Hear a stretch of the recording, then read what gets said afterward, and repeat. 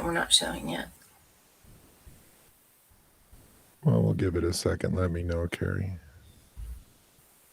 I'm sure this part will play.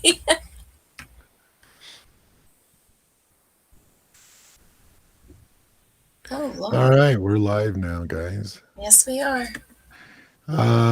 Welcome, everybody. This is Paranormal Pulse, and this is our Paranormal Pulse discussion on our YouTube channel.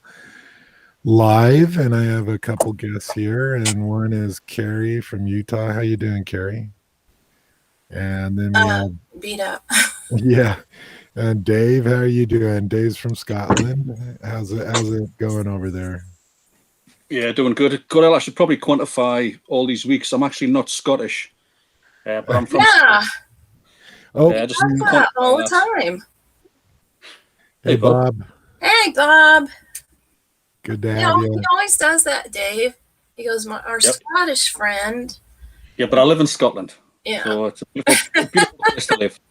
Yeah, I mean, it's funny because you're absolutely right. You don't say my Utah friend, right? You say my US friend or whatever, but but we do divide out the UK.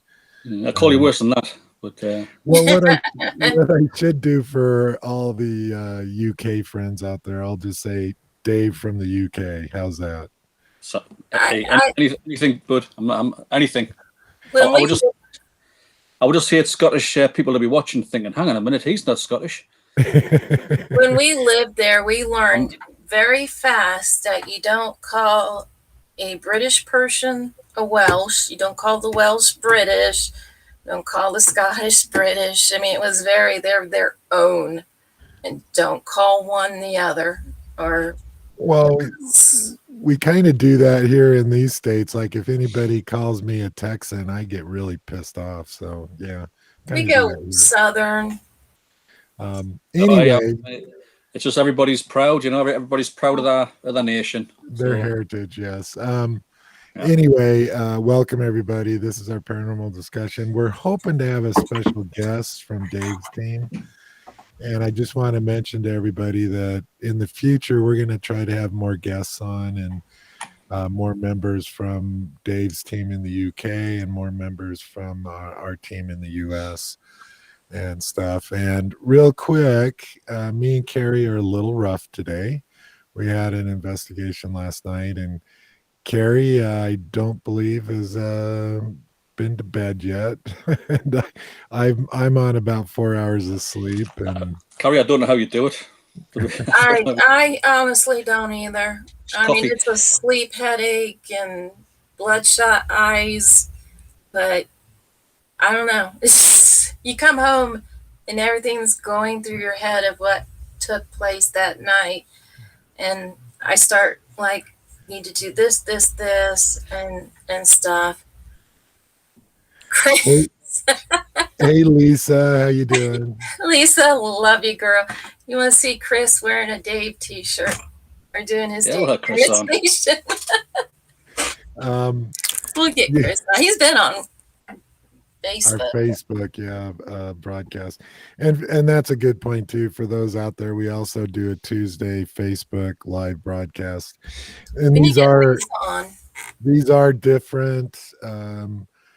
And so I think if you like this one, go check out our Facebook one. And if you've only seen our Facebook and this first time here, they are different broadcasts. And we talk about sometimes we talk about similar subjects, but a little different take on them and stuff. So, and here more in depth. And here we try to do, and I was just going to say that, more in depth conversation, and we'll talk about one or two topics, maybe one topic sometimes.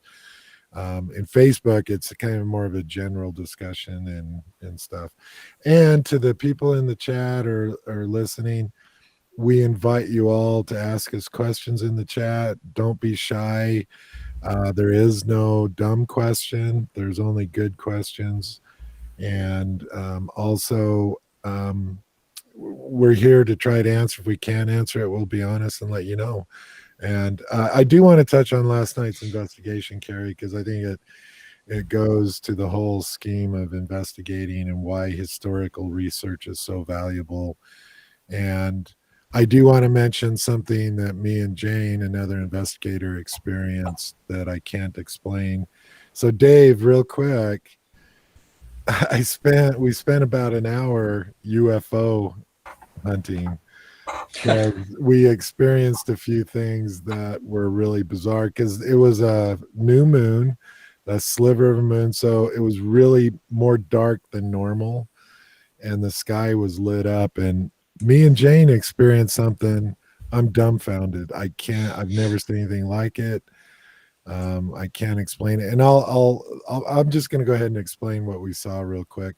And then Carrie has some information why last night and a historical and a perspective on the paranormal was so valuable that we experienced last night. So I'll tell my little story first, and that is, so we had four guests with us last night, and to let you know, if you're in a paranormal group and you have guests, it can kind of make the investigation a little inconsistent sometimes because you're trying to get the guests involved, and maybe you don't know the guests very well, so you spend time talking to them, so the investigation tends to be a little more broken up and stuff, and it kind of and so it does affect the investigation, not in a bad way, guys, I don't mean that. So anyway, two of our guests saw something in the sky. Jane saw it. They ran to their car to get some more equipment, and so me and Jane were sitting there looking at this thing over the mountain and trying to tell if it was moving. And all of a sudden, across this mountain, halfway down, was this ball of light that went fat. I can't, in blink of an eye, it covered, I don't know, maybe a half a mile across the mountain. It was this streak, bright as crap, and then it just disappeared. And then where it disappeared at, all of a sudden there was this really bright light. I mean, really bright, that just went straight up into the sky. And it was, I've never seen anything like it. It was like so friggin' weird. And that's why, Dave, yes, we spent probably over an hour doing UFO investigation last night, at least part Not of it. me. Yeah, part of us did. Half the people there. Okay, now I'm going to turn this over. Oh, wait, before I turn over to Carrie, Dave, what you just heard, what any thoughts on that? Then I'm going to turn it over to Carrie. No thoughts whatsoever, Cordell. Well, You hang in there. No, hey, it's what's with the probing? I mean, can I ask a question back? why are you asking me? Why would I know? No, hey, No. it's there's strange things in the skies, just like there's strange things on the roads. You know? Well, I do want one bit of advice. Always carry Vaseline with you in your Oh, investigation. Jesus, Cordell, only man. you. Only you. Uh, You look for things okay. can be probed. So, no, and so I do have one question on that. We don't need to you don't need to answer it now, guys. You can if you want, but it's interesting because when we say paranormal investigators or in paranormal investigation, technically by definition that means anything in the realm of paranormal, right? Out of the norm. Yeah, it doesn't mean just going after searching for spirits and all this. It could mean UFOs, it could mean Bigfoot, it could mean Loch Ness, Nessie. It could mean all kinds of things. So how do you both feel that if you're in a location that you're spending most of the time outside, should you incorporate like UFO? If you're in the mountains, should you also say you're at a cemetery in the mountains and your group is investigating that? Should you also consider cryptoids, like Bigfoot and everything, and just Hi, engulf John. the whole thing. And that's just a question to you guys. Um, Yep. Mark. And I'm going Hey, to shut up now and go ahead, guys. No, they're having technical issues. yeah, I Okay. think you should keep an open mind and investigate anything you can. Really, to be honest, if you're there in the location, um, you don't really want to kind of be so limited to or so kind of focused on just whatever you're doing because you miss things. I would agree, Cordell. It's a good opportunity for to investigate. Why not? Why not? Okay. Carrie, any thoughts on that? And Yeah, then, you have to be aware of your surroundings. That includes, the sky.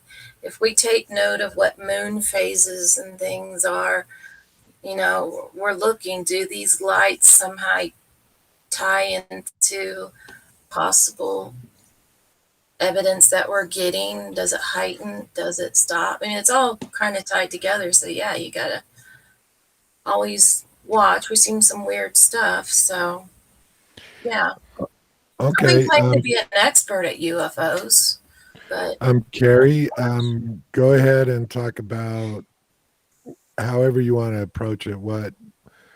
It's an interesting thing that I have to you kind of got be involved careful in with last night. it.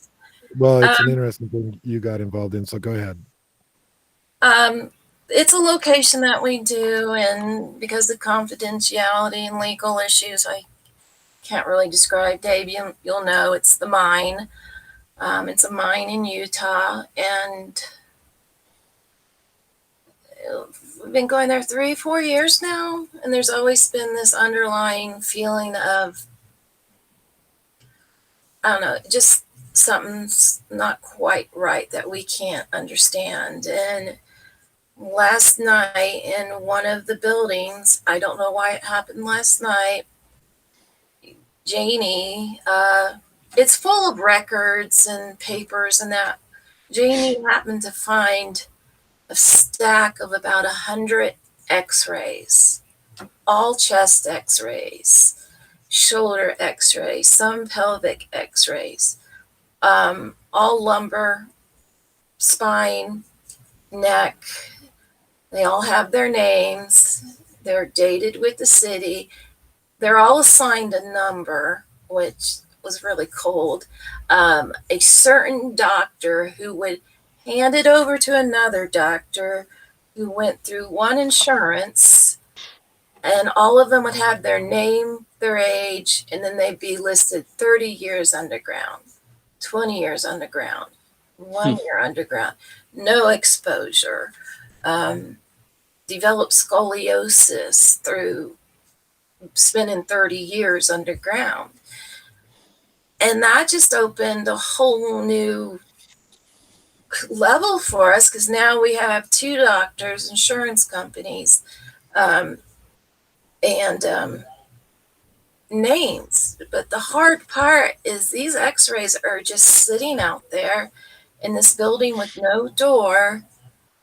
And it's really, really emotional because it's like it's part of somebody, and knowing that it really, by reading and look at it, is like, okay, yeah, you hit this and this, you can put in another couple years, go back down. I have the feeling the insurance didn't pay out the way it was supposed. It just didn't sit right. And this is going back, I think one of the earliest ones we found was 1939 up to the 50s. There was one female, and her x-rays and that were a little different, and I have a theory on that one. But I mean,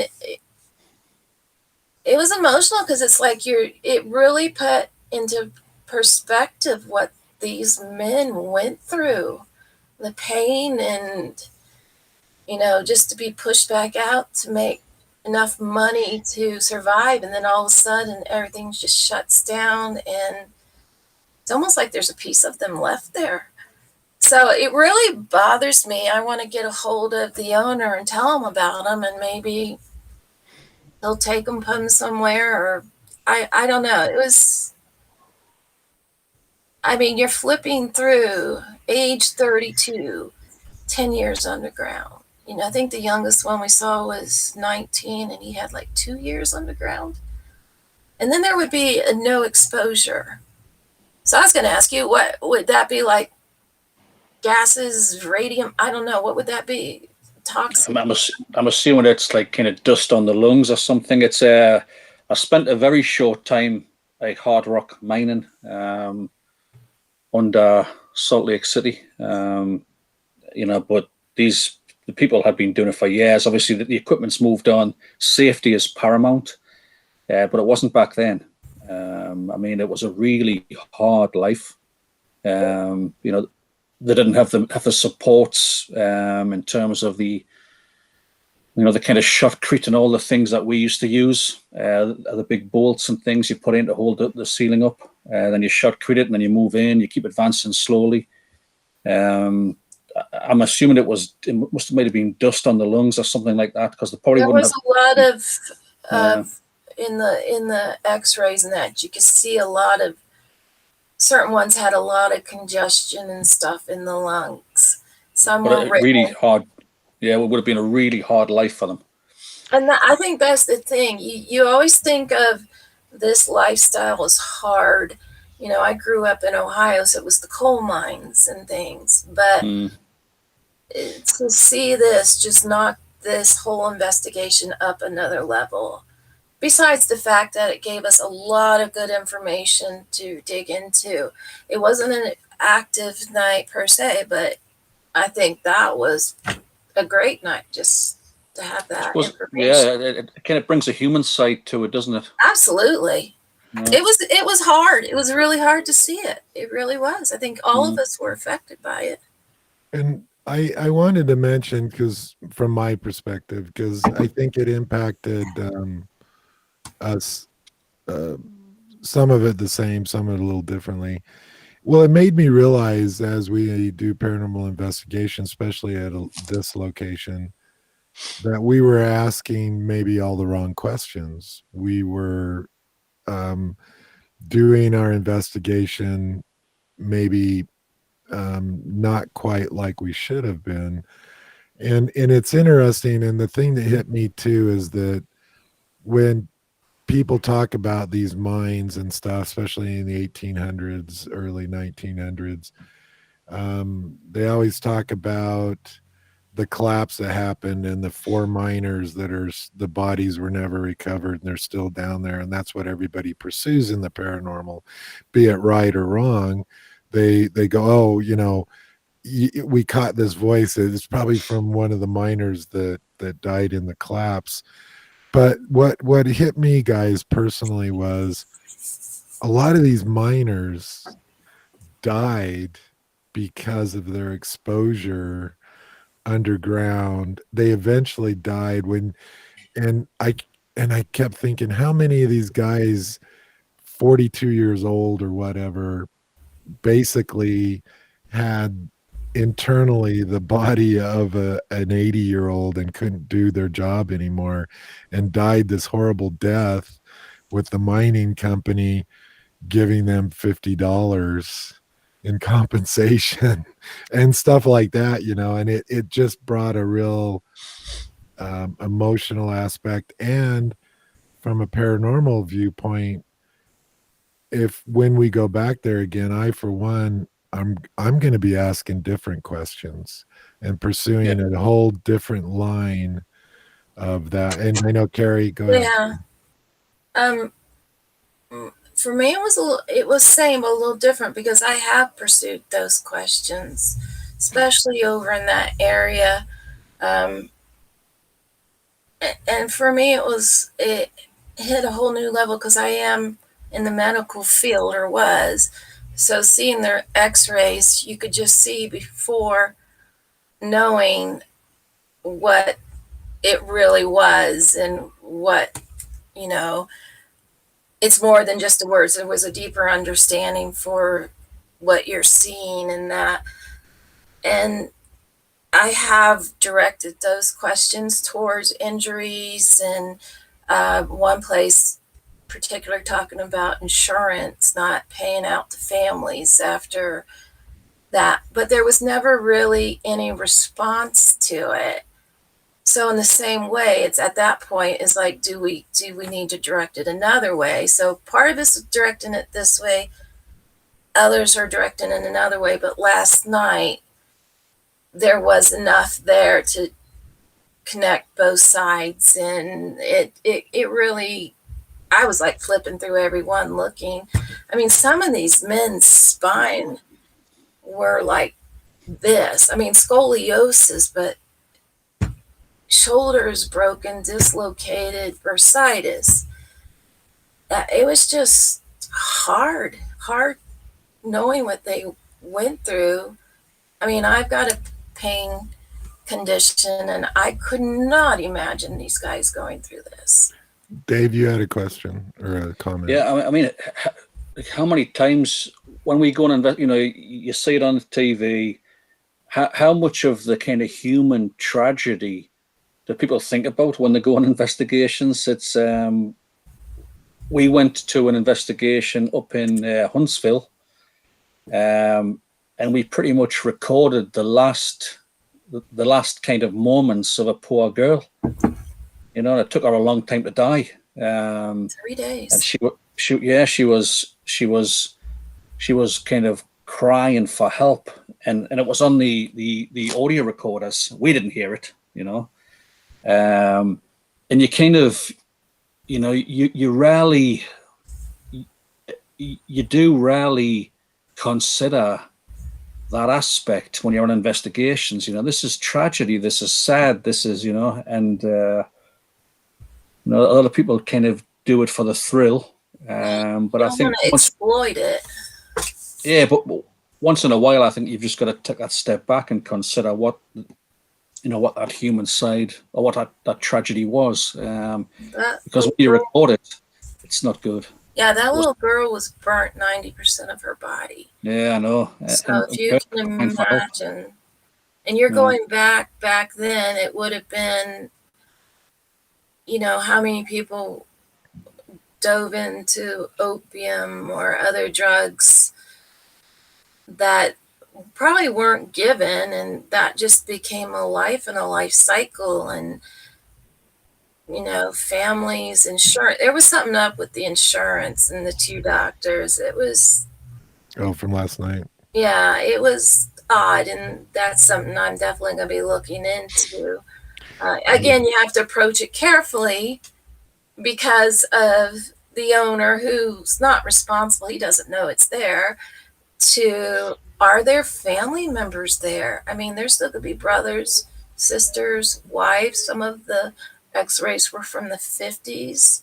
I think the oldest one I saw was a guy who was 60, and it was 1950 was the year, and he had like 30 years underground.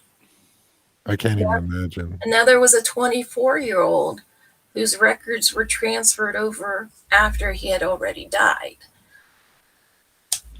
And even the coal mines, coal mines in the northeast of England, like Bob, his grandfather, my granddad's father, I think he died and they were kicked out of the house the next day.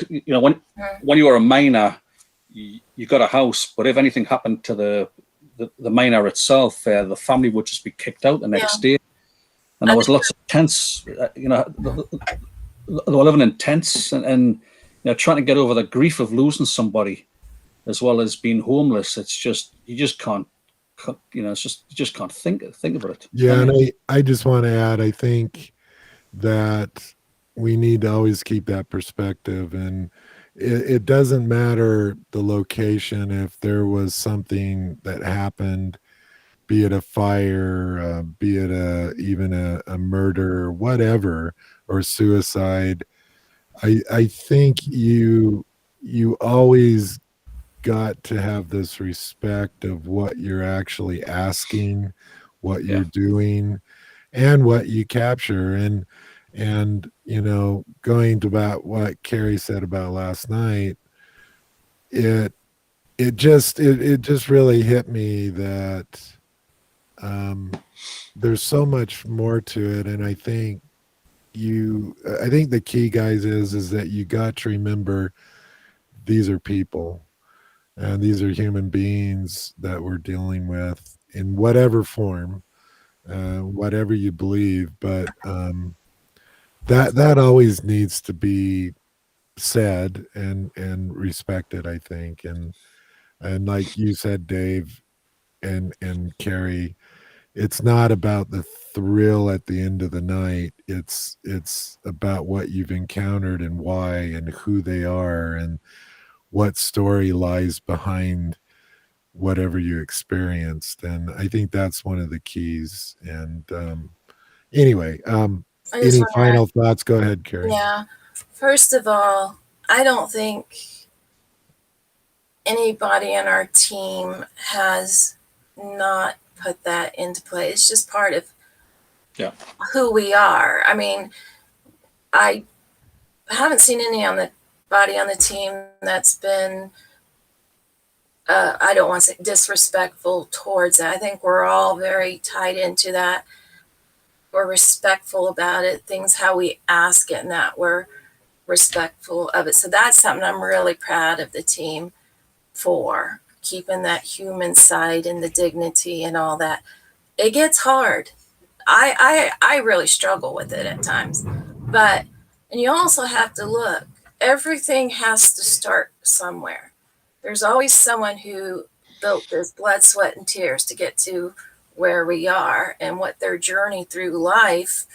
We want to think, everybody wants to think it's all grand and positive, but, there's a lot of sadness and just a lot of pain and stuff that you can't turn a blind eye to. Yeah, the human condition. Go ahead, Dave. Any thoughts? Any final? No, I completely agree. I think the teams are very respectful. That probably what differentiates us from some of the other groups who do go for the thrill. And history is so important. Yeah. Having a history. We would have a heart to heart with them if they didn't have that respect towards that human life. I mean, okay, well, and we'll kind of wrap this up, but feel free to jump back to this, and also the people in the chat if you have any comments on that. And what we were planning to talk about for most of the show is some of the myths and legends of of highways, haunted highways, and haunted forests, and um, and Dave has a story. I think we all have a story on that aspect, and we're going to hear Dave's story, and me and Dave have a story that we experienced one night, and I know Carrie has some stories. But we kind of, I want to make sure everybody in the chat, yeah, please post questions, comments, whatever they are. And, I want to add one thing about last night, Carrie. There was a point that it was kind of sobering and the realization of all that. But we'll move on to the other thing. But please feel free to comment or bring that subject up again, because it is critical and I think it is very, very important. But before we get started on haunted highways and locations, motorways. yeah, Dave, any news from the UK and your team that you want to let everybody know about? Anything at all? Yeah, no. We've got a first investigation for 2021, kind of first group investigation for 2021. The lockdowns have kind of impeded us a bit, but things are easing. So that's the week after next. It's in Scotland. It's confidential though. We have to swear confidentiality, but we'll tell you all about it probably offline. But we are looking forward to that. And myself, Lisa, and Mark and Joan are going to meet up next week to kind of have a recce and just to catch up, because it's been a while since we've met. Since we saw them last. It was 2019 and 2019. So yeah, you guys got locked down hard. the third one is just around the corner as well. That's the problem. Yeah. And I just want to give a shout out to Pussycats. You know who you are. I know who you are. But well, I wanted to say that because I didn't. You like the name. I didn't give a shout out. I posted her comment. And again, real quick, I post comments inside the video. I try to, because they'll be permanent. They won't disappear. If we lose this video for whatever reason, or if the comments will lose them, but if I post them in the video, they'll be there forever. So that's why I do it. Plus, your every comment is important to us. That's the other thing. So I don't know how to start this topic. It's an interesting topic, and so I guess I'll start it this way, guys. Is that this seems to be a universal thing that every country, community, every town, city has some myth or legend of the haunted highway, the haunted road, the haunted forest, the haunted lake, where everybody over generations report stories, and it's usually, the this woman in white, or the hitchhiker on the road, and they and this is what I find interesting, is one, that it seems to be universal. So is it just a human condition for some reason, or are these real? Because in a lot of these cases, historically, you can go back and go, oh yeah, well this uh, couple that just got married were on their way to their honeymoon, and yeah, there actually was a car crash and they died. And so in a lot of cases, you can actually track some event that occurred. And so is it the event that causes a haunting, or is it the event and people generate a haunting around the event? If you get my drift. And I'm kind of curious. So that's how I'm going to kick this conversation off. And we're going to lead into Dave's story. Can I say we'll start with Carrie. Go ahead, Carrie. I'm just going to say is that, we're talking of main roads. So we were just talking A1 or the M1 that switches to the A1 London up to Scotland, the Great North Roads, Route 66, I-70, directional. Those would have been the main roads going back, way, way back to the beginning. So from point A to point B at one time, just that road would get you there. Like you said, this history behind it is, I don't think we'll ever know all of it, but yeah, so it's just here in the highways, we go north, south, and then east, west are like main veins. And I know we were talking about the M1 that switched to the A1. No, I didn't know that part though, but yeah. But yeah, and I think one of the things I'd like to touch on and get both your opinion before as we talk about this, because I'm always fascinated, because historically, if there was an event on this road, there's highways in the US that are like considered highways of death because there's so many accidents, and so over and the road has been there for 90 years or whatever. Same thing in UK and everywhere. But I'm kind of curious, because is it the event and then people create a haunting around it, or do you guys believe that these are legitimate ghostly hauntings, or in that realm, because they're 100% legit? Or is it part of our nature to create a haunting around a bad event? a horrible event. And because we encounter this also in homes, right? Oh, there was a murder here. So yeah, oh yeah, it's haunted. It has to be, right? We don't even give it second thought. And so I'm kind of curious what your guys' opinion. We'll start with Dave and then we'll go with Carrie. And I got to disappear for just 2 minutes. It takes 2 minutes? Coffee. For a smoking break. Coffee. Yeah. No, coffee. I've been drinking coffee all morning and I'm old and after a certain point it doesn't I'll give you that one better. well, it's unfortunately yeah, it's the morning restroom break that happens about a dozen times. So anyway, so Dave, go ahead and start this off. And people in the chat, like Bob, thank you. I don't know of that haunting, the White Lady of Cresswell. Yeah. Didn't you talk? I thought Dave talked to us about that before. It sounds familiar. Yeah. Hey, so in Northumberland, like where I'm from originally, there's I've probably been involved in investigating about 3 known areas where there's been reported sightings on the road. There's kind of 2 types.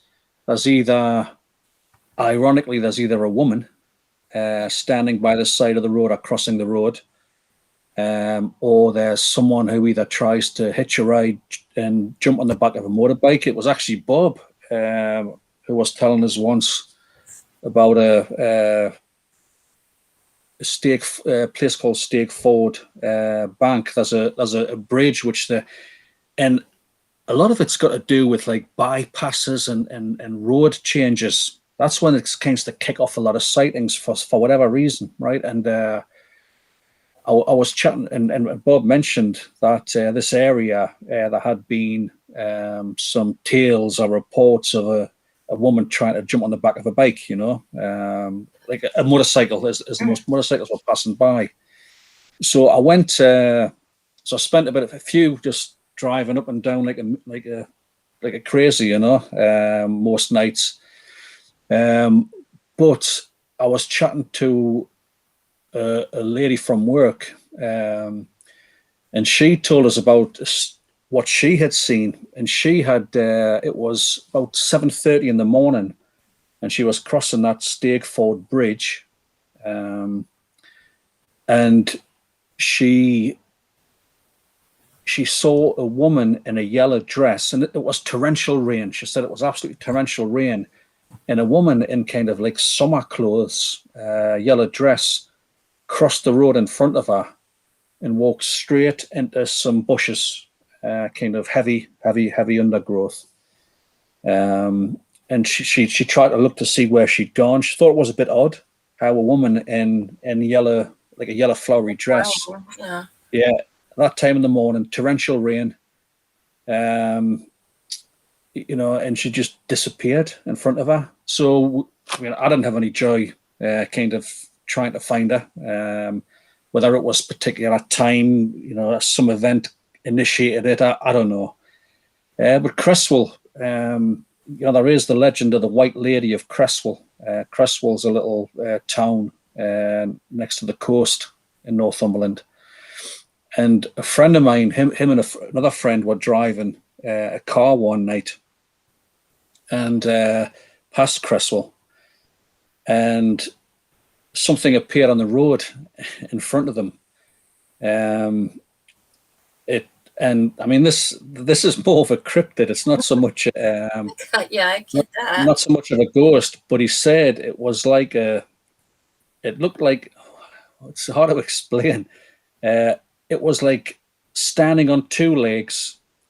It had horns like a deer, but it had like big eyes. And he said he slammed the brakes on, and it kind of jumped from 2 legs and jumped over this huge wall leading to Cresswell, So we investigated that, interviewed the witnesses, and we kind of drove a along there many nights, many times, trying to initiate that event or whatever, but we couldn't replicate it. But there's I don't know what it is with the areas in Northumberland or any county really, and there's always tales of sightings, whether it's tiny roads. Um, I mean, as you know, I drive down. I drive down like from Scotland. I work in England, and I drive back on a Friday night. So I'm traveling like so I'm traveling like 1 or 2 o'clock in the morning, and the things you see. I mean, me and Bob saw this gigantic mouse last weekend. I think it was the weekend before, wasn't it, Bob? It was like it was just bizarre. It was like a gigantic mouse with long, thin legs. Rat. And Hey, Dave, that's called a kangaroo. Yeah. Hey, I'll tell you what. You see some weird things when you're on the roads. You see people just standing by the side of the road, 1 o'clock in the morning, nowhere in sight, just staring. Just staring in a random direction. It's odd. It's odd the things you see up these quiet roads. Can let me ask one thing, and I missed part of the conversation, but Well, you should have left. What? Yeah, I know. Yes, I did, and I feel much better now. Yeah. I'm curious of why, and I already have one answer, and it's probably the most common answer. But why do you believe that? Because my frustration with all these stories is why does nobody stop? Safety. Well, yeah, and no, that's the common and the legit answer. Like, right, it's 2 a.m, you don't stop for somebody randomly on the road. But I'm really curious of why, because if you really believe it's a human and maybe they're in distress or have issues, why do you think no more people don't stop besides the common answer? But I was taught to go to the nearest gas station or nearest place and call the police, but don't stop. Okay, Dave, what? It's like any sighting. You try to make yourself believe that you must have been seeing things. So you're driving, you think, okay, I must have been tired. You like put every excuse you can. It's a bit like when we saw that half a lady or whatever. Like now we kind of think, oh well, was it really that? Did we see this? Did we see And I think you kind of try to convince yourself that, because when you're seeing it, it's as if and when you see something which could be considered paranormal, it happens too fast. Your brain seems to be catching up with it, and by the time it catches up, it's gone. That's what I've noticed anyway. Because you cannot really take it in fully, because for some reason it's like time slows, or you're trying to rationalize it, and you can't rationalize it in time. Find the words. I'm not sure if you've ever thought, like, seen, if that's happened to you, but for me anyway. Polar bear. It just honest to God, you think it's a joke, it's not. Well, we'll touch on that story. I just have something for the guys in the chat. Okay, when you're done, I want to add something. Because in the chat, I want to know who in the chat has actually seen something they believe to have been possibly paranormal on a roadway or in a forest, or in a location that there is stories attached to it. And that's just for the people in the chat. Please post if you have anything. Go ahead, Carrie. I just want to hit on a few little things real quick. Do you notice that it's always, like you said, train tunnels? They're always haunted. Train going through the tunnel, something's in there, being chased. It's all kinds. People are going in them and freaking almost getting killed. Stupid. Bridges. There's always the bridge. Crybaby bridges. Woman goes over the bridge. Baby goes over bridge. Drowns in a lake. Those are tied into a lot of the urban legends and myths around the small towns and stuff where I grew up. There was always a crybaby bridge. Cordell, a big one for us, and I grew up not far from it, and I've been through it, seen it, was Mothman.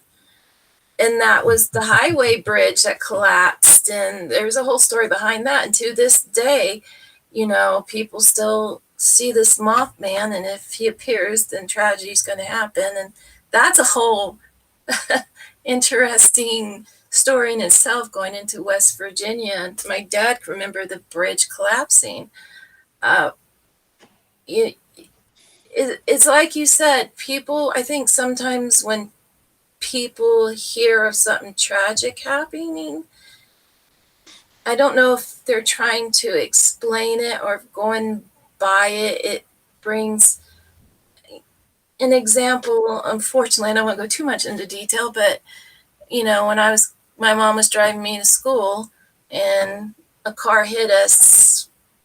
We hit ice. My car got stuck on a bridge. She got out to disconnect it. Long story, car came, hit us, hit her. She died. But as time went on, because the bridge was all scuffed up, it became, did you hear about the woman who was tossed over the bridge and all this stuff? And then they put a fence up over the bridge because of the woman that got tossed over the bridge. And the woman was my mom. She didn't get tossed over, but it created this story on this bridge. Eventually they had to go paint it to cover everything and I moved away, so I never knew what came of it. But so yeah, things are created, I think, to explain things in some ways. And one thing it really intrigues me, and Dave, I ask you and Bob, is it in Scotland that has the bridge where the dogs apparently jump off to their death? Yeah. That just dogs automatically will jump off? And is it ley lines? Is it something that's attracting them, or what is it? I watched a documentary on that, and it was, they weren't sure whether it was like mink or some scent. There was some animal which smell attracted. But yeah, I honestly don't know. Yeah, because they have signs up saying keep your dog on a leash. There's one report of a dog that jumped off, survived, came back up and jumped off again. And I think I heard people say something about that. And is it magnetic poles or? Yeah, it's so let me throw this out to you guys. So Dave, this will be first to Dave. I know you've had some experiences. Me and you had one experience that was kind of strange along a highway. How much, I guess I'm trying to form the question here. How much validity do you put in these stories? Do you think a lot of them are true, or possibly could be true?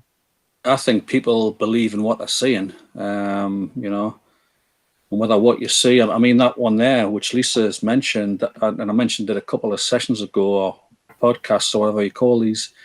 There was a big black. It was like a big black dog with red eyes, and they were self-illuminating red eyes, right? And it was on the Spine Road.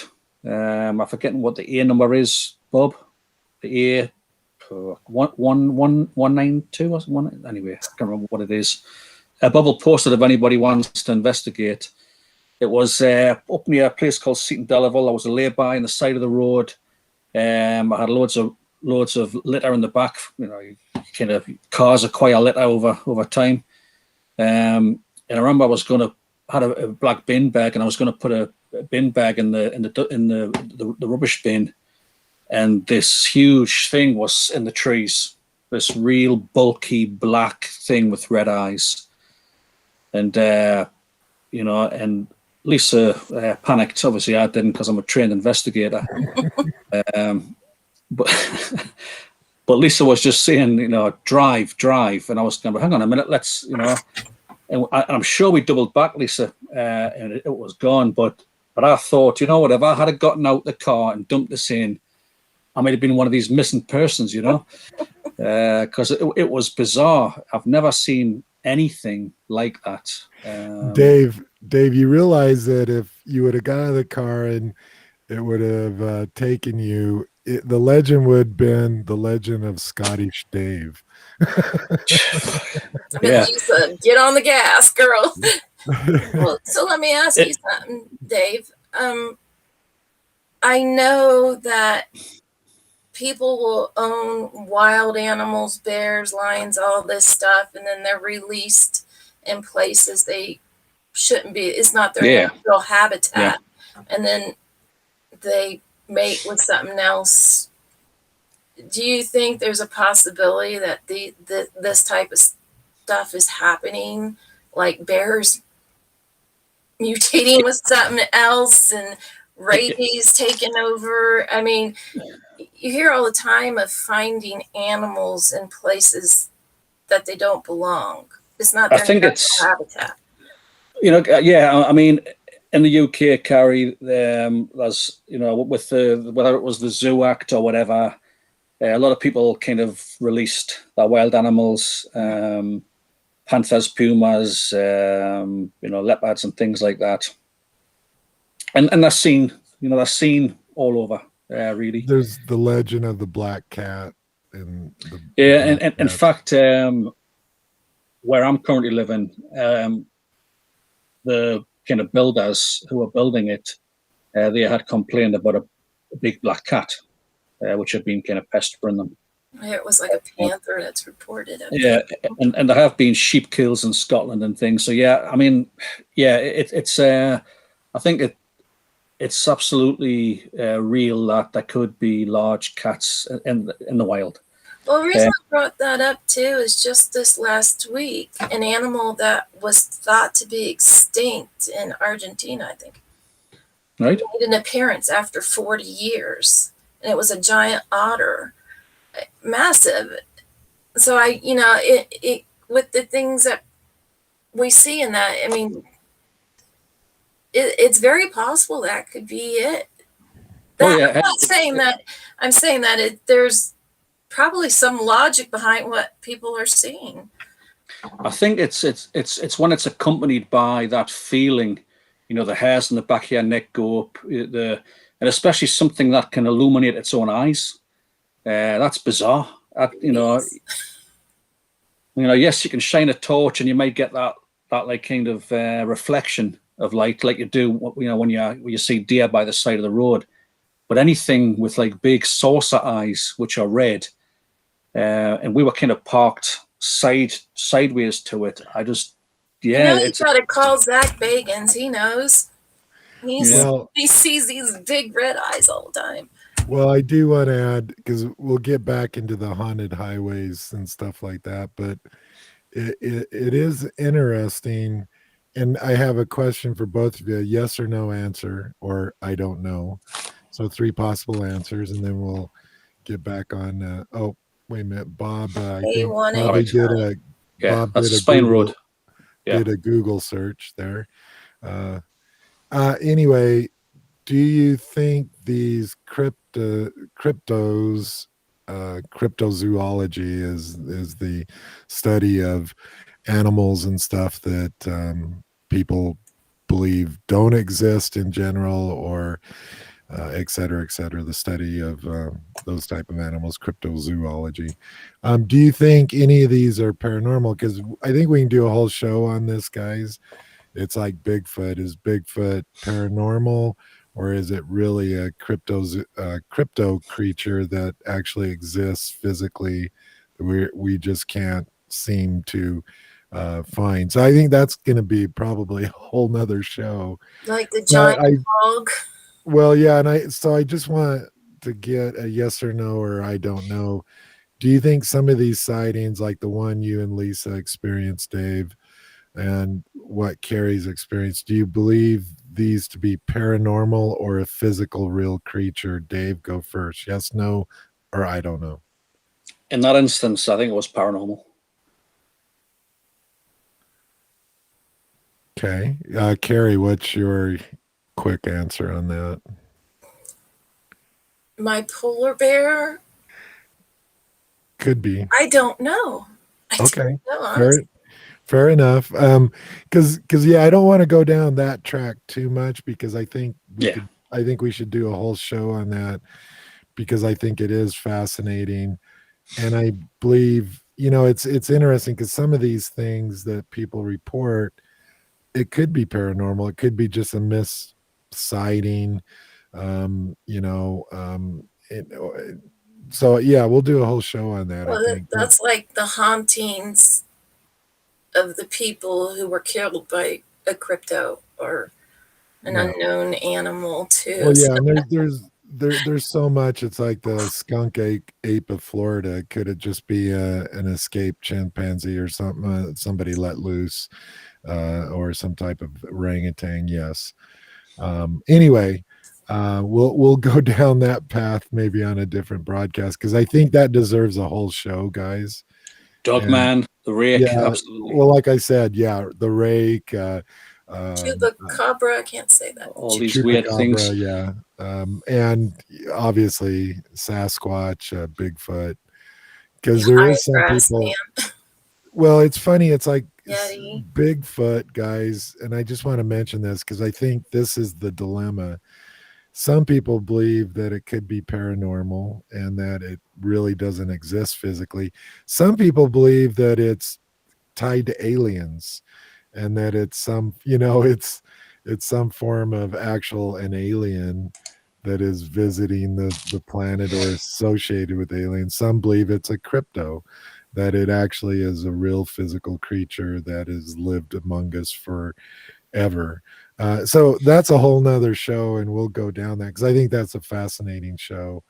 And one we could talk for hours on. So Yeah. back to the legend of the haunted highway, the woman in white, the ghostly hitchhiker. Because every place has it. The haunted woods, where if you go out at 1 in the morning and turn around 3 times in a circle and throw a watermelon out in the field, a spirit appears. I'm exaggerating here, Well, but there was that one highway that people parked on. Supposedly, the gravity pulled them backwards, and it was all debunked. And well, All the that baby was the hands, kids. The the kids' kids, hands. Yeah. yeah, and the stupidest thing about that, and it was on Ghost Adventures, and it's been on many shows, and even fact or fiction, they're the well, I was ones. going to say many TV shows and news broadcasts and everything, and but I think Ghost Adventures really emphasized it to the paranormal world. Is they say, oh well, let's sprinkle baking powder or whatever, baby powder, and well the thing, and they claim to have wiped everything down, Yeah, right, um, prior, but it's so obvious that, and and they got a surveyor, and there is no, it's actually just an optical illusion based on your surroundings and the angle of the road and everything. Nothing's pushing you forward. It's just gravity and physics and stuff. So I think that can be totally debunked. yeah, but it Um, created a great story which drew people in. no, you're absolutely, and it still is, and people Yeah, don't. I mean, And there, that's the other part of the whole story, guys. If you actually can debunk something, inevitably the legend will live on because people don't want it to be debunked, guys. People don't want the hitchhiker on the side of the road to be debunked. They like the story. It's part of who we are, and I think that's part of this discussion. Is also, why do we love these stories? Why do we go down that highway going, I hope we see this? And it's a because rite of it's part of us. passage. Well, it's part of us. It's a And rite of passage. You get your driver's license. What's the first thing you do? You go down Carpenter Road to have all this stuff happen. And then you go down it, and it's like nothing happened. It was the car would stop on you, and then all this stuff. You get to the end, and you see the house where the woman was killed, and the noose is hanging in the window. All this it was a rite of passage. You get to the age where you yourself can go drive this road with your friends, scare yourself into, I mean, yeah, it's like, Well, and I just, yeah, and that's why I mentioned it, because I think we got to keep in mind that in general, a lot of people don't want the stories to be debunked, or because they are so enjoyable and they pass it on from generation to generation. And there's something part of our psyche as humans that love a good ghost story, because that's what it's about, right? It's a good ghost story. And that desire to be scared or frightened for that 30 seconds, 5 minutes. And but especially when you I screw with your friends. but because we're at the 1 hour mark already, believe it or not, I want to jump into Dave's story, and because Dave is a credible witness. And well, what do you Well, like? I would Why, say the same for I Bert hope and so. Lisa too.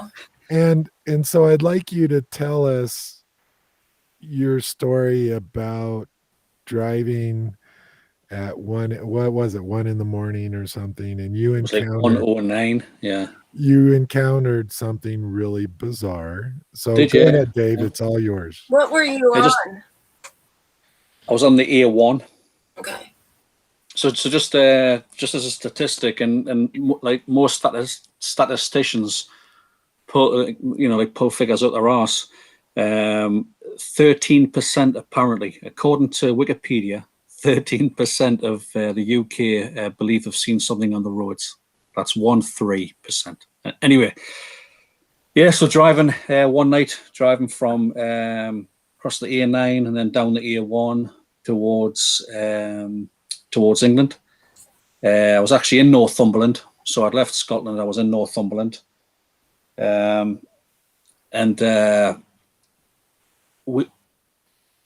I was driving, just in case the police are watching. I was driving possibly slightly over the speed limit, and I saw a police car kind of by the side of the road, and I kind of put the brakes on as I was watching my rear mirror. And I kept watching the rear mirror, and unbeknown to me, the car was just like stopping and stopping and stopping, and it came to an absolute stop on the road. And this is the A1, but it was deserted, absolutely deserted. I looked, there was no police. I realised I'd stopped, but then the hairs on the back of my neck went up, and I felt the whole car get really cold. And I looked to the passenger side window, which was obviously facing the verge or facing the that side of the road, the grassy, the verge, on the road. And there was someone there, and they were that close to the car that I could see that belt buckle and that in the window, and I could see the pants. The pants were. They were like a patchwork pants, like a working pants, I had like browns The and knee patches or yes, yeah, something like that. carpenter pants. Yeah, like that. And as I was watching this, obviously, I realised that I had just come to a complete standstill just next to this individual and next to this thing I was seeing. Just standing. It was I think it was like 9 minutes past 1 in the morning. The road was deserted. There wasn't any houses nearby or anything, and there was just this individual. I just happened to have stopped absolutely next to this white this individual. It was in colour. There wasn't anything white about it. But they didn't make a move. They didn't try to get into the car. And I just stared at this kind of belt buckle, if you like, and this shirt. So you went from like yeah. It was odd window. because it was like the belt was like halfway up the car window, which meant you would have been really tall, unless the road was on a bit of a camber. Did you get the impression it was a male or a I got the no? impression it was a male. Yeah, yeah. I got that impression, and I very quickly just said, "No, you don't," and I just pulled away and just drove. Um, and the car was freezing cold, so I just basically said, "If you're in the car, you better f off. You're not welcome here." You know. But it was strange. It was really odd. Last thing I expected to see on a deserted That highway. would freak me out. So let me Yeah. ask you a couple questions here, Dave, and then I'll let Carrie Yeah. ask some questions to you. So first question is, did you believe it at the time, and do you believe it now to have been paranormal? Yeah, you know what? Hey, okay. Could somebody be standing on the middle of on the middle of a deserted road? Well, yeah, people can kind of, they might leave the house in the middle of the night, go for a walk all night or something. I don't know. Could I have stopped the car, or could the car have been stopped exactly next to someone? Um, what I find hard to believe is it was that feeling that the hairs go up in the back of your neck. You know something's not right. And that's what really kind of steered me towards that paranormal side. It just didn't feel right. The other question I have, did this person or whatever it was, did it move at all? Did you detect any No, type of movement? um, no, I didn't detect any type of movement. There wasn't even nothing that kind of crept down and looked into the window. Did It just stood there. did you look in the rear view mirror? Did it just disappear or It's just was too dark. It was pitch black. The okay? road. Yeah. Carrie, your turn to Yeah, go. so when this happened, did you have the radio on or anything? Did anything like electrical or anything weird go on with the car? Did it cause like radio on off static No, no. something or Because I had my lights on, I had my front and rear lights. You could kind of see it in the glow of the lights. so Just it didn't like, no. did you hear of what like the car lights dimming out or the radio going crazy? Yeah, I mean, what was odd to me was the car was at a complete stop, and why would I stop on the motorway? I just couldn't understand it. I do That's want to freaky. acknowledge. Oh, go ahead, Carrie. Sorry. I said that would be freaky. That would be terrifying because you would automatically someone trying to get in the car. Or how do you It's funny protect because yourself? How do you get out fast enough? Your adrenaline's like, yeah, it's when you're driving the car auto locks. Thankfully. yeah. Did I try that? I don't know. I didn't hear anything. But yeah, it was just weird. It just felt more weird. And you said it would have been tall, but compared to the car window, like width wise, and that besides it being tall, how much of the window did it take up? Would it have been pretty much just like a tall person? Yeah, I would say they were about 6.5 foot, just for to get the waistband to that point what I saw. I do want to acknowledge Bob had an experience, and thanks, Yes. Bob. Sorry, Bob, posted you're that. so patient. I posted that on the video, Bob, and that's an interesting. So, Dave, this is a road you travel all the time, right? Yeah, it was in Have Northumberland. you noticed anything? Obviously, when something like that happens to you guys, the next time you travel it, and the next time, and the next time, you're always looking, right? You're like, well, this is close to where it happened, and you pay more attention. Well, it depends. Anything out of that? Anything abnormal or? Yeah, I've travelled that road a couple of times since. There's lots of roadworks like way north, like in Scotland. So I sometimes take another road. If the road's closed up in Scotland, it's pointless trying to get onto it because you just detour on that. But all the times I've driven down it, like I drove down it, kind of when I came when I went down last week, I've recorded the exact point at the exact time. Me and Bob are going to be doing a bit of a stakeout,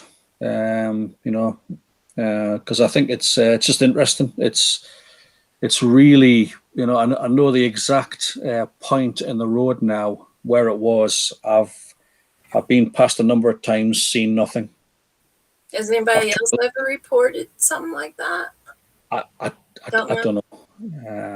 I don't know, but I have looked for, like, is there houses nearby? Is there caravan sites or things like that? And you didn't see a vehicle anywhere? No, bicycle. The road was deserted. Okay. So I'd like to hear the comments on Dave's story, and I think this is a story we'll keep evolving. Maybe Dave, in your travels, if you experience anything again in that general area, I hope please report it, and we'll talk about it here. But I do now want to go to with the minutes we have left, I want to go to Carrie, see if she has a story, and then I want me and Dave to tell our little story with the 20 minutes left. So, That's Carrie, nice. Say it really quick and shut up. no. I just want everybody to be aware of the time, and I don't want to cut Dave off because, obviously it's an interesting story. It's a firsthand experience. Oh It's yeah, something absolutely. that's really bizarre, but at the same time, like all these stories, and it's not any offense to anybody, but they're always limited in in what they experienced. It wasn't that the person tried to open the door or jumped on the car or yelled at you or threw a rock at you or something, and then they disappeared right in front of you. It's one of those stories that is the starting of a myth, right? A legend, a haunted. Because whether it happened or didn't, it isn't for me to judge. I find it fascinating because these things appear to be happening all the time, and so well, the detail you saw and seeing it in color is like crazy. Yeah, and like I said, in my eyes, Dave is 100% credible witness, and I believe 100% Dave, you experienced something that was out of the ordinary, and really, it in my eyes, for me, if it happened to me, I'd like immediately like, I need to experience this again. I want this to happen again so I maybe can understand it better. If it was really, I mean, if it was paranormal. Yeah, it's I mean, I've toyed with the idea of, because it wasn't in lay-by, it was on the motorway, so it was like a hard verge, like the kind of, and it's just not safe to put the car there. That's why I can't, Were there any of the cameras on the motorway? No. I had a camera in the car, but I didn't put it on that night. That's how it always goes. Isn't that always the story? Yeah. Yeah, I saw here, but my camera was pointed the other way. Like last night. Didn't have a camera. Yeah, didn't turn it on. Didn't. Yeah, it's we're laughing because it's a continuous kind of a Murphy's Law. Well, it's almost a meme now in the paranormal that, yeah, my camera was facing the other way. Corel, even in cars, if the police find two men in a car on a quiet road, it's I mean, there's all sorts of suspicions. That's why. Well, yeah. See, in the U.S., those rest areas. Ugh. The road you're going down is a truck stop, but we won't go there here in the U.S. So, anyway, Carrie, do you have a story to tell us? Well, just real quick, I mentioned this once before because it intrigues me because of what you said, Dave, that at that point you literally felt like someone was in the car with you. That enough. that Mm. you said to fuck off. I've had one time it was like that, and I left a location. It was called Hell's Gate or something because the husband's three wives disappeared and all that. Um, they never found him. You know, and towards the end of the night, I just started feeling really weird, and it was like, okay, I just need to go. Just call it, let's go. And this is before Pulse. It was another, and I got in my car, and someone said, "You better tell him not to come home with you." I forgot. That's back when it was. You always say, "Don't come home with me," and I'm like, "That's a load of crap." I got in the car, and I started getting a piercing migraine, and I get on the I-15 and I get hit with that too. It's like I I just felt like something was behind me. Like if I look in the rearview mirror, I'm gonna see somebody there. It's that horrible feeling. And then the next thing I know, and I can still recall, it felt like someone put their hand over my shoulder, down my waist. The next thing I know, my seatbelt comes off. And when it came off, it startled me. So I went off to the side of the road and I opened the door because I was just instantly get out. Someone's in the car because I couldn't look. And I just started throwing up all over the side of the highway. And then I did get in the car and I'm like, "You can't come home with me. You can't come home with me. You can't come home." And it was just gone. It was just gone. But well, it was creepy because it was the feeling, but I can just remember the feeling of like someone reaching over, undoing your seatbelt, and Yeah. Carrie, I'm glad you brought this up because some of these myths and legends, and these are the ones I really have a hard time believing totally, is the ones where people do stop and they claim, yeah, it's a normal person. They get in the passenger Mm. seat or oh, they they get in the disappeared. back seat and they drive away. They start driving away and they start asking questions. Then all of a sudden, whoever's they picked up just disappears. And I think the reason your story reminded me of that, because I think it's another whole element of the story of physically encountering something within your car. Can you I, take something home with you? well, and no, and your story is exactly that. But, um, and so I do have one question for you, Carrie, on that subject is, do you believe it was something from the investigation and not something that somehow was on the roadway as you drove away? Do you think it was from the investigation then? Honestly, I think it was from the investigation. I don't feel that the whole story, and I did track it, the wives, and that it was a, like a bad thing, an evil thing that they were portraying. You know, it it was so real that afterwards you're just, did that just really happen? And you're trying to explain everything to yourself. And I came home and it was just, I I do, not that it was like you went in and something attaches to you and comes home. It I don't know but it was some, I don't know, it was something I absolutely believe it was. And I've never had anything like that happen again inside of a car. But Well, it terrified me because I really thought someone was hiding in the back of my car.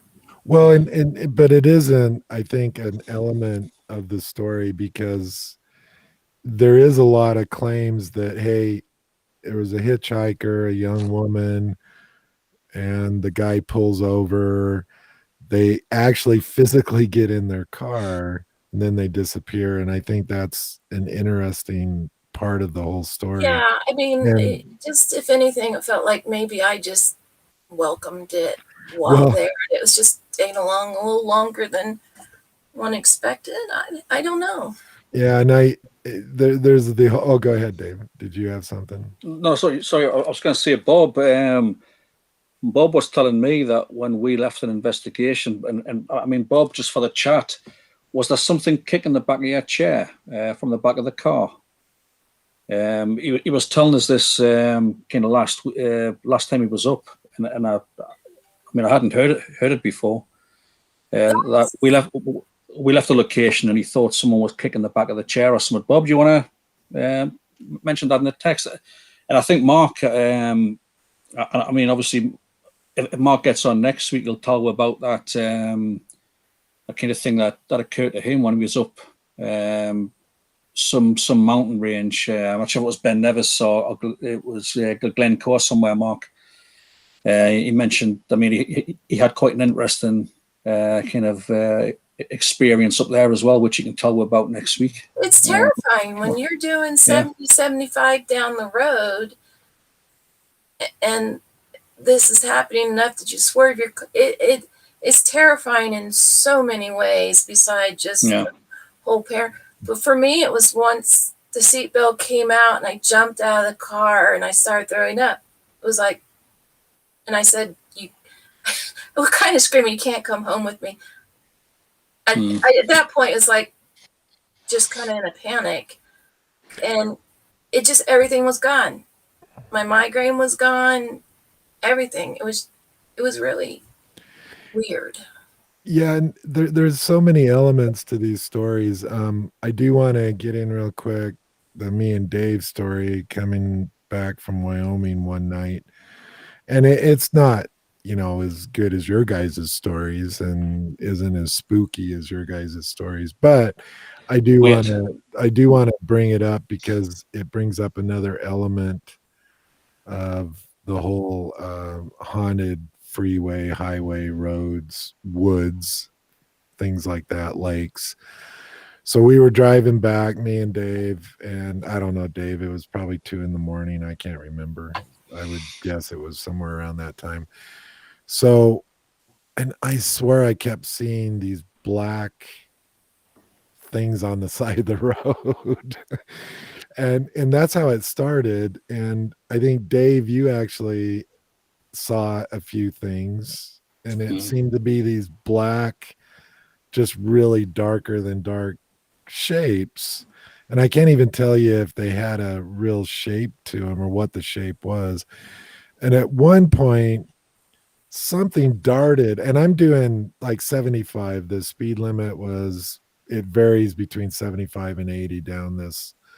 It was I-80 from Wyoming to Utah, and there was several times that like this black thing darted across the road. I mean, it was so real at times and so vivid that I actually took my foot off the gas. And do you remember all that, Dave? Yeah, no, I remember that it had some bulk to it as well. Yeah. It wasn't. I mean, it wasn't deer and things like that because these were like kind of just black masses, weren't they? Yeah. It was bizarre. And they were large. Now, and like I said, this story isn't like Carrie's story or your previous story, Dave, because it was just startling because when you're driving and anything you perceive going in front or on the highway, you immediately like will take your foot off the gas, like, okay, what am I going to do here? Is it going to stop? What the hell is it? But it seemed to, when it went across the road, it just seemed to go into the medium in between the oncoming and disappear. But it happened for a good 30 minutes of the journey down this road section. And it's in kind of a canyon there. You're going through this windy canyon and stuff. So, and like I said, there's not much else to the story. Me and Dave both saw these things. there was times I saw something that he didn't, and he would see something I didn't. Then there was times we both saw it simultaneously and went, yeah, what the hell is that? Because there wasn't anything, like, it wasn't like running. It was like this mass going across. Now, so here's one thing I want to say. Could this highway is known, it's almost a death highway for elk, moose, and deer, especially deer, because there's a higher quantity of deer than the other than elk and moose. um, could we have been seeing the remnants of the Rudolph's. ghostly apparition of deer and wildlife, Dave? What's your opinion of that? Then I'll ask Carrie. Yeah, I mean, it was just odd. Uh,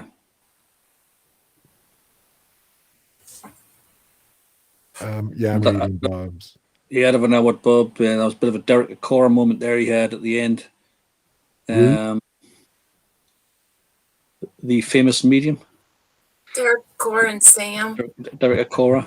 They're both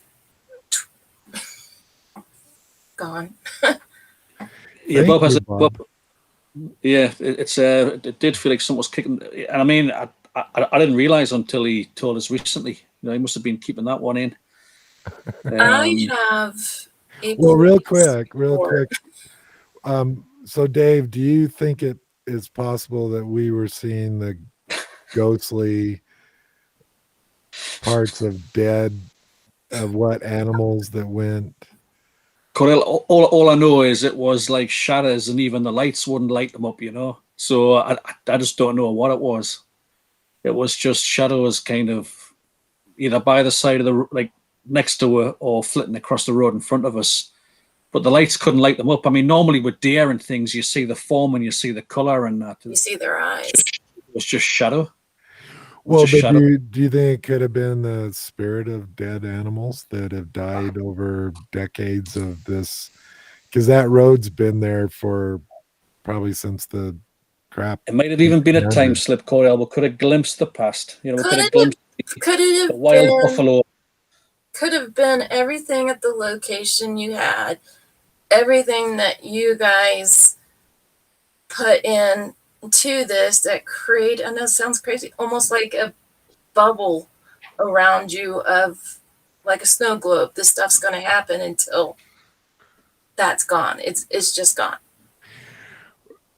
I would think more than dead animal. Well, But no, I just raised the question because it's like the story of what Dave and Lisa experienced with this creature with red eyes. um, in, I in I between, in between Bob's, thanks, Bob. You're Bob is contributing to the conversation, but maybe not in the direction we wanted to go. But go ahead, Gary. I did one night coming home from an investigation from Wyoming out here close to my house, and I'm in the country. There's no lights, or you're lucky if there's. And I turned, and I I saw, and what brought this back up was what happened 2 weeks ago. I saw a man, black pants, a plaid shirt, and his hat, but he was like head down, kind of, and it was one of those you see at the last minute, and I thought, oh my God, because it's happened before. There's somebody drunk in the road walking, and I literally slammed on my brakes because I thought it was over. I was going to hit him. And I can remember as I'm slamming on the brakes, calling the police saying, there's someone in the road. I almost hit him. And I can, then it was like, oh crap, keep my door locked. And I looked, and there was just nobody there. But I called the police. Then I was afraid to call back and say, there's nobody there. So I don't know if they went to investigate there, because I'm like, yeah, he's walking down the road, he's drunk, and it was just this instant. so there's a place, but it reminded me of like 2 weeks ago when on the bridge, That was a and I'm real like, guy, though. there's somebody in the road. There's somebody in the road. Corner was like, where? And it literally, he's right there. And it was literally a foot of I this missed the guy. guy. I missed the guy. Well, it's He could, probably like yeah. And with the that, car. I forgot. Yeah, this guy was just walking down the road. And I just naturally, but it doesn't make sense because there's no bars or anything around here. So I was like, okay, did he not want to drive because he's drunk? But why is he out here? But it came down to was I was terrified for about a week. The police were going to call me and accuse me of a false report. Well, and I do want to explain. Me and Carrie 2 weeks ago, I'm giving Carrie a ride back, and in Ogden they have a main bridge under construction, so it was all one lane. You could only go over the bridge one way. They eliminated the westbound traffic, so going over it, and literally you have about 18 inches on each side of the barriers to for this lane. And me and Carrie are talking, and Carrie goes, "Watch out!" And I never saw the guy, and it was a guy, and he didn't seem to care. He wasn't Oh, walking up against the barrier. He was more in the road. I swerved. he didn't flinch. I saw him at the last minute and swerved. He never looked up once, even when almost hit him. That's what And reminded me of and this. in the rear view mirror, he was still walking, so I have to assume it was a real physical guy I almost hit. But anyway, I think this has been an interesting topic, and I think everybody who drives, especially if you drive a lot, can you imagine the stories semi truck drivers would have, carriers and stuff, because they're on the road 80% of their life, right? Well, how much crap have we seen in the skies that Yeah. So as we wrap this up, God, the time goes by so fast, guys. And Bob, Bob's I'm always not the going to hoot? touch your last two comments, I think, but we do appreciate it, Bob. Thank you. You always make me smile, Bob. That's worth $100 for every smile. So thank you. But I think, guys, this is an interesting topic. It's one that we probably should revisit, um, because, and I think it's ongoing, right? Like next week, Dave might encounter something similar, or maybe the same thing. Carrie could encounter her seatbelt being undone again and things like that. Um, so I think this is an ongoing story, just like it is in general with everything in the paranormal. And again, I don't have any conclusions I can make. I think some of this might be actually valid. I think other parts of it is just misinterpretation, and maybe it really was a real person, or it's just flights of fancy because you have to perpetuate the myth, if you know what I mean. Or Because it everybody means wants, in the puzzle pieces and it well, creates. I think though too, especially when you're 17, 20, you're younger, because you already said it, Carrie. Everybody wants to be part of the myth. Everybody wants to be able to say, "Oh yeah, I went down that road and I saw get it it. I get also." it. Yeah. And and so I get that, and so it's a fascinating part of the paranormal. I don't have any conclusions, and I'm going to give each of you to Can a I ask one chance. question real Yeah, quick? go ahead, Carrie. So, with what you went through, Dave, because you were at a standstill and seeing this, how far or what do you do besides just the video of trying to capture this? I mean, do you wait on the side of the road for a bit and film? Is there someone out there? Is someone going to come up? And that's the problem. How do we gather enough to? You know what, Carrie? Every time, so I went and bought a dash cam because I thought, you know, it'll be interesting. I'll be driving, and so whenever I drive down any particular roads, I always put the dash cam on. You know, and I think I had it like kind of put away in the glove compartment. And every time I've done that, I've seen something on the road. You know, whether it's a great big beast or whether it's this big mouse thing that me and Bob saw last time. I still don't know what the hell that was. It was like a little elephant. Hey, wait a minute, wait, Dave, Great big ears. you guys like didn't stop at a pub before this or anything, did you? Hey, honestly, it's I'm pleased I had a witness. You know, it was it's just like, what the hell is that? It was like Dumbo with big long legs. What the heck is that doing on the side of a road? You know, dear. Well, what's to say that you are passing this person, but it's not the right angle, the right speed, the right lighting, and this person is there every time. It's just, Gary, you can guarantee that we will never be ready for. You know, it's like these things happen when you aren't expecting them, aren't they? You know, I think when you are expecting them, nothing seems to happen. You know. Well, yeah, you know, it's the old adage.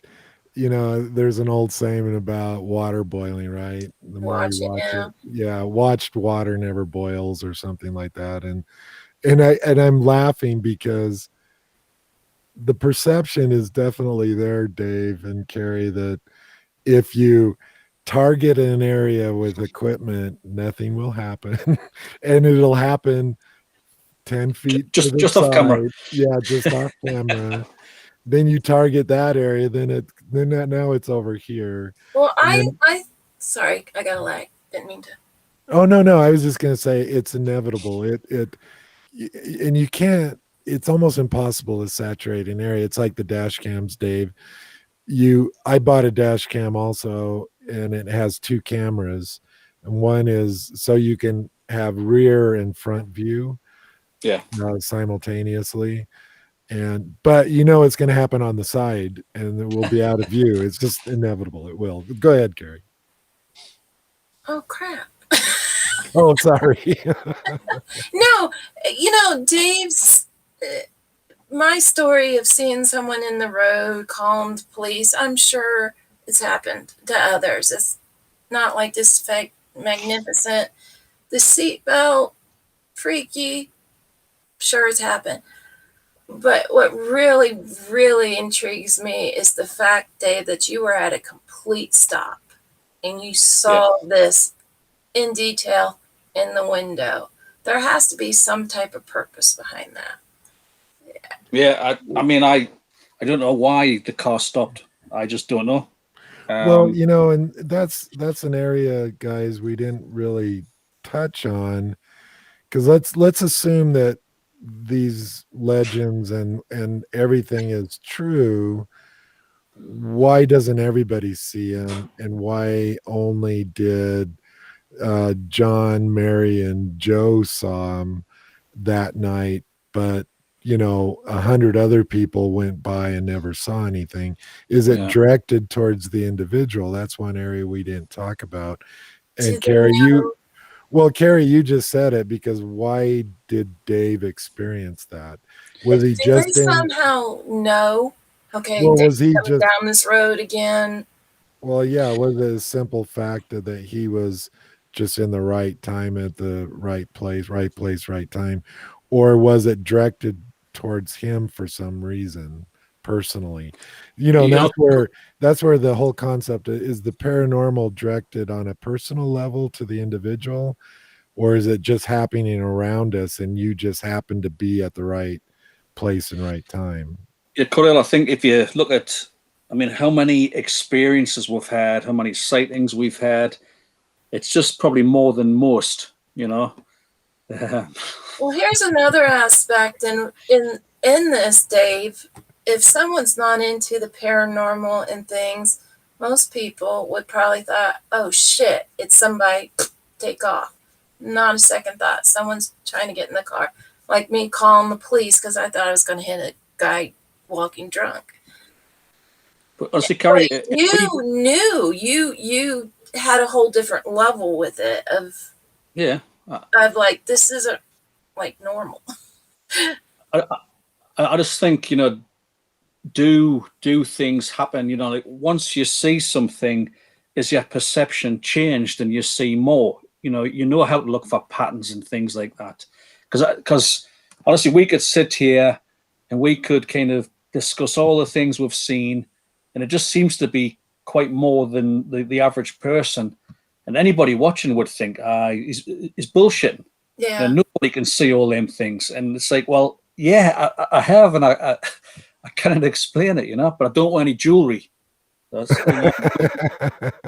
in terms of sensory, I have had a lot of sensory issues when I was a kid. Maybe that's it. I, um, I, I don't know. do you got that your tongue piercing in, Dave? Yeah, No, you don't. Okay. Hey guys, it's we're running over as usual, which is fine. But as always on this channel, we try to keep it to one or two topics, and which we did. But as usual, guys, we could go on for another 3 hours about this, right? And still probably only scratch the surface that much.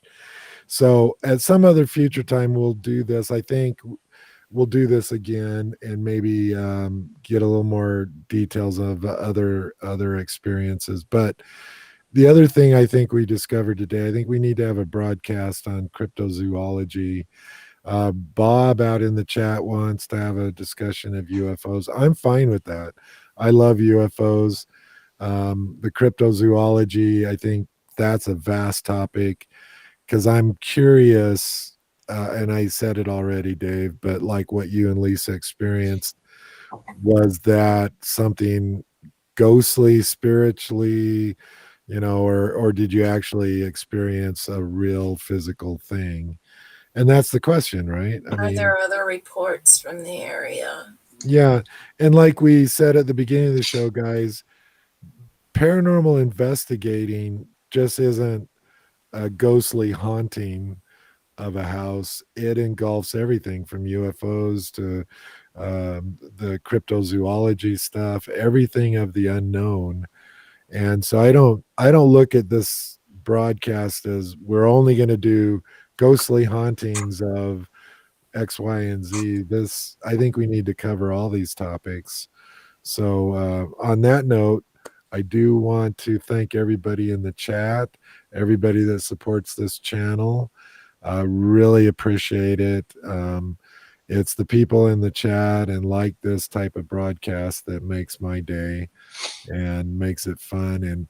And Carrie and Dave, you guys make it great. I'm always so happy when we I look when the forward to well Sundays. when the broadcast is over, it's like, oh, that was so great, that was so much fun, I didn't want it to end. And that's always great. So I'm going to say I want Dave and Carrie to summarize today's broadcast, and for them. And we'll start with Carrie. Do you want to kind of summarize this topic, and then we'll let Dave and we'll say Yeah, just be aware of your surroundings. You have to pay attention when you're driving, anyways. Just take a mental note of things. If you go down a certain road every day, if something seems out of the norm, take note of it. Go home, write it down. As much detail as you can. Look up, see if there's any reports or whatever, and um, yeah, just don't totally close your mind off to it. And it is like a puzzle piece. We get yay bit of information, and at that time, our brain is also trying to fill in the blanks with something that we can associate with, something that's somewhat familiar or even not scary or whatever. So I love Dave's stories. Are they the same location wise? UK, Utah, West? Are there similarities? Are there differences? But anywho, Lisa, I want you on the podcast. Love to hear you and Dave talk. Bob, you Bob always makes me smile. Yeah, love Sundays. Love you guys. Dave, be careful with your travels. I will sign off so you guys can have a couple moments in peace. Hey, Carrie, take care. Love you, man. Love you Take guys. care, Corey. Dave, go ahead and summarize. Hey, you know what? If I just did a quick search there, if you look at haunted highways in the UK, you kind of a lot of them are bypasses. Major constructions. So bypasses, which bypass cities. The Thetford bypass, Sevenoaks bypass, Kettering bypass, the Unstone, Dronfield bypass, Stocksbridge bypass. I mean, these are bypasses of roads that obviously weren't there originally, and the kind of the bypass the city or the area. It's everything from Black Panthers, UFOs, ghostly monks, a phantom gamekeeper who appears on car bonnets, 1930s style cars. I mean, there's loads of weird sightings on our roads, and I think it's just fascinating. But once again, thanks everyone. I look forward to my next travel down when I'm scanning the road to see what other giant mice I could see. But take care, everyone, and have a great Sunday and have a great week ahead of you. See you, Dave. Take Bye, care. buddy. Bye. And I thought it was a great broadcast, guys. And I'm gonna help Dave leave. There he goes. Yeah, I really enjoyed it, guys. Again, thanks to everybody out in the chat. Be safe. We'll be broadcasting again next Sunday, unless something comes up where we can't broadcast. But anyway, any topics you guys want to talk about, let us know. You can post it in the chat in this, and send us some information. Maybe you have a story. Maybe we can get you on the broadcast. But I really enjoyed it. Thanks, guys. And we'll see you next Sunday. And be safe, everyone. Take care. Bye.